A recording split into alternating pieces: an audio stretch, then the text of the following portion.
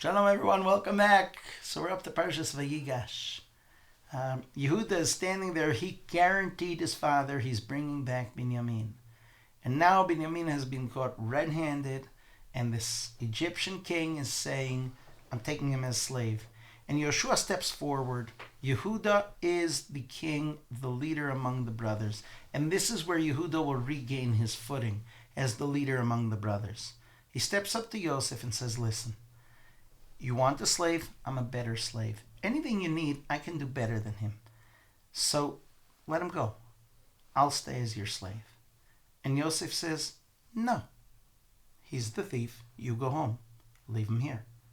Yehuda says, why do you want him? Because he's a pretty white boy? And here in Egypt, you do all kinds of inappropriate things with little boys? No.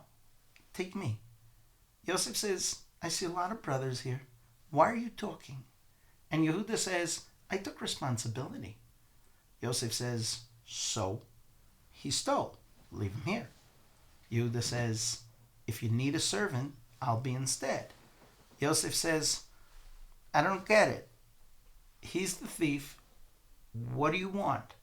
Yehuda says, I took responsibility. What will I tell my dad? Yosef says, tell him like you did about your other brother. Tell him he's dead. Tell him something happened. You're good at telling stories.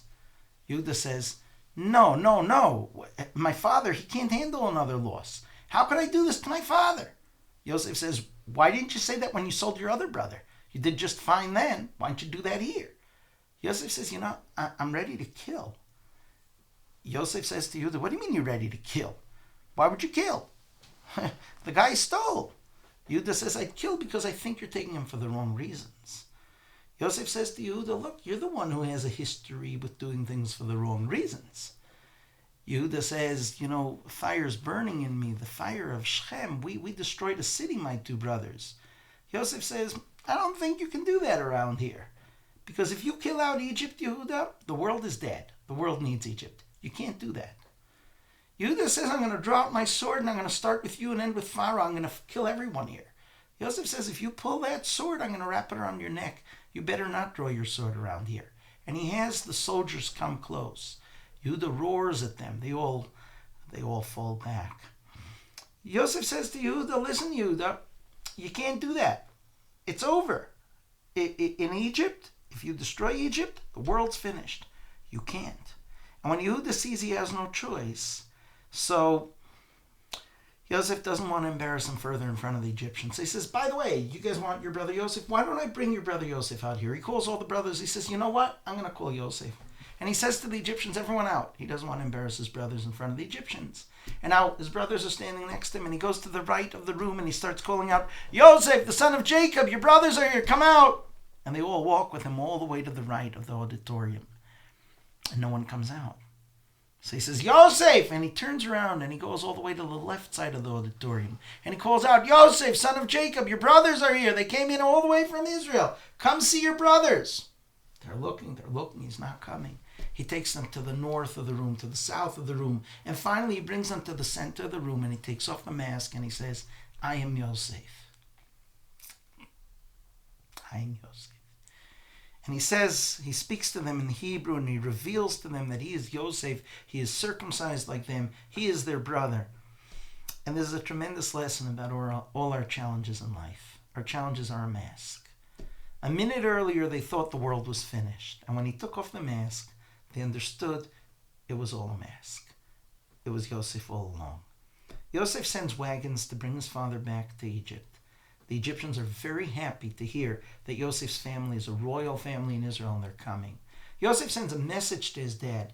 You accompanied me, and the last thing you taught me was how you have to accompany a person when they leave your home. You took good care of me. Everything that happened to me is not your fault. And he tells the brothers, when you come to dad and he asks, how do I know Yosef's alive? So you'll show him the wagons and you'll tell him that I said the last thing he taught me was Egla Rufa. The last thing he taught me was that you accompany a person when they're leaving you. And so I'm sending him these wagons to accompany him. Yaakov comes down to Egypt with his family. They have a land that was family property from the days of Sarah called Goshen, and they all settled there. And He sends in advance Yehuda to set up the family so that when they come, they have places of education and his children will remain faithful to Judaism. Yaakov meets Pharaoh and blesses him. And when Pharaoh sees Yaakov, he says, "Boy, do you look old." And Yaakov says, "No, I've just had a hard life." That's a sentence Yaakov should not have said. But Yaakov says it, and in heaven, that's held against him.